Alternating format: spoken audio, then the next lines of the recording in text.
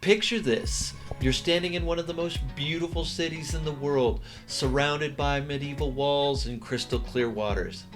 And you're about to make a tourist mistake that'll cost you time, money, and maybe your sanity. Sound familiar? Well, buckle up because I just took a group of 8 adventurers to Dubrovnik, Croatia, and we learned some lessons the hard way, so you don't have to. Shame.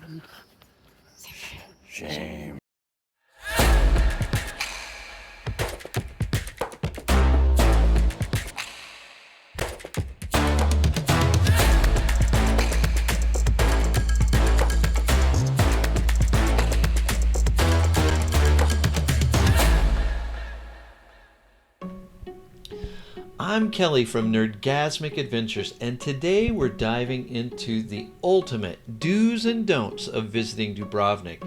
Because, trust me, some of these mistakes are more painful than stepping on a Lego in your bare feet. The do's.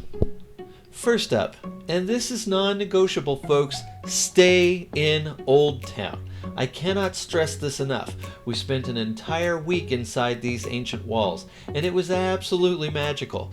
Everything is within walking distance. Restaurants, attractions, the famous walls walk, and you literally step out of the Plocha gate. Yeah, that's right, Plocha. And boom, taxis, tour pickups, and a short stroll to Fort Lawrence, or Lavurjanac. I can't say it right. Okay. Or if you want to take the tram, it's a short walk away. It's like having a VIP pass to the best theme park ever. Except this theme park is 1,400 years old. Here's the thing about Dubrovnik. It's gorgeous, but it's not cheap. We're talking about a city that's basically the Monaco of the Balkans.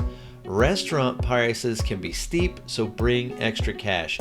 And this is what I'm saying. Talking about a kind of moderately nice dinner, 50 to 80 euros per person. But hey, you're eating with a view that's been featured in Game of Thrones. So that's worth something, right? Now, here's where we found some incredible value. We booked a tour to Kotor, Montenegro. Absolutely stunning bay, dramatic mountains, and get this, only 60 euros per person, including a cruise across the bay. Now it's probably going to be higher than that the next time you look. But then we did Mostar in Bosnia and Herzegovina, and this was around $30, per person. That's dirt cheap. These were 11 to 12 hour tours, but they aren't just tours. They're time machines taking you through different countries and cultures, so don't miss out on these gems. The Dubrovnik cable car is absolutely essential, but timing is everything. Go first thing at 9 a.m. when it opens, or time it with sunset for absolutely breathtaking views. Trust me, you want to avoid the midday crowds, unless you enjoy being packed like sardines with a view. Yeah, I can see your face pressed up against the glass right now. Here's a local secret. Dubrovnik gets crazy crowded, especially when cruise ships arrive. Up to 10,000 people can disembark from, a few ships. And sometimes you'll have multiple ships arrive at once. It makes it so crazy packed with people that you're not going to want to be out in it. So wake up early or stay out late. You'll have those magical cobblestone streets almost to yourselves at that hour. The don'ts. Let's talk reality check. Don't expect Eastern European prices in what's essentially Croatia's crown jewel. Food is expensive, period. But, and this is a big but, because I like big butts and I cannot lie. Okay, maybe I shouldn't have done that. Accommodation in Old Town is surprisingly reasonable for apartments. Don't expect 4-star hotels because they literally don't exist in the Old Town. You'll be staying in charming apartments scattered throughout the medieval streets, and honestly, it is so much more authentic. So be prepared. Here's where we learned the hard way. Do not rent a car thinking you'll drive around Old Town. It's pedestrian only, people. The whole thing. And if you rent outside of Old Town, good luck finding parking. I made a mistake of renting from the airport. It's a 30-minute trip each way just to pick up the car. Find a rental place close to Old Town. You're going to have to look for it. And if you do this if you absolutely need one for day trips, and I highly recommend it. Watch my other videos. Okay, in the past, this one has caught us completely off guard. Tourist tax. It's everywhere in Europe, so we have to mention it. Pretty much every video. It's real, it's usually cash only, and the prices kind of seem totally random.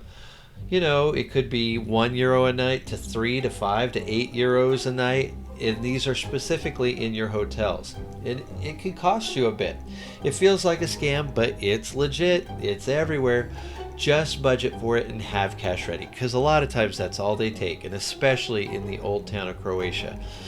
It's like a cover charge for experiencing paradise, which Dubrovnik is, let's be honest. The famous City Walls Walk is a must-do. You have to do it. It is one of the prime experiences in Dubrovnik. But here's the thing. Don't do it at noon in July unless you want to feel like a roasted chicken. I'd recommend never do it at noon. It's early mornings or late afternoons, something close to when the sun is rising or setting, because the light is amazing. You also need to bring water, but there are places to buy it around the wall. There's at least 2 restaurants you can get water or other drinks. And it is about, well, it's like a mile to a mile and a half of walk. It's up and down, but it is beautiful. The views are amazing, but it can be brutal in the heat, so do not do it in the middle of the day. Ever.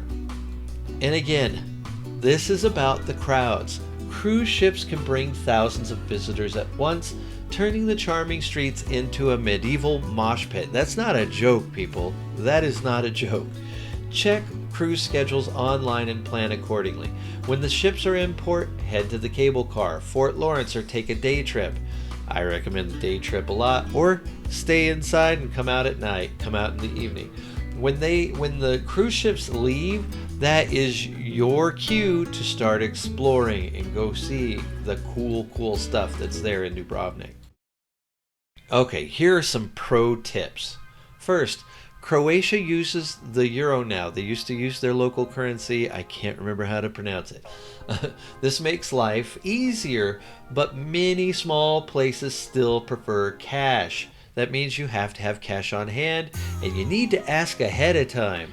Before you sit down to start eating that meal, ask ahead of time. So have a mix of both. Cards for restaurants, for the most part, cash for those random tourist taxes and small vendors. And if you're taking those tours, you may very well stop in a city where the restaurants only take cash.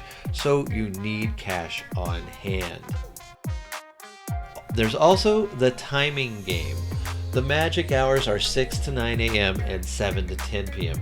That's when Dubrovnik transforms from a tourist attraction back into the medieval fairy tale it actually is.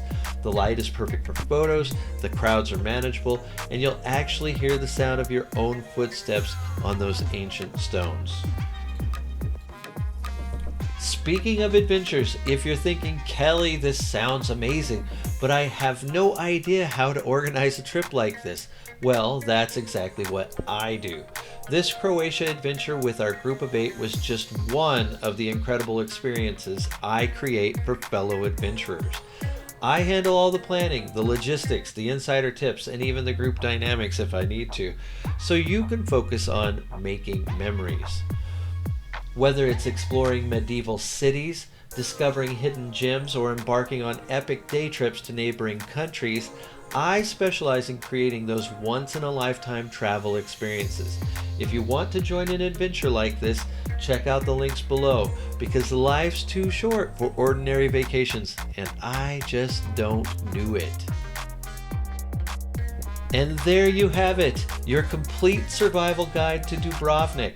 Remember, stay in Old Town, bring extra cash, book those day tours, time your visits right, and for the love of all that's holy, don't try to drive in a pedestrian city. Whether you're planning your own Croatian adventure or dreaming of joining one of my group trips, I hope this helps you make the most of this absolutely magical destination. It is so cool there. This is Kelly from Nerdgasmic Adventures telling you to stay adventured.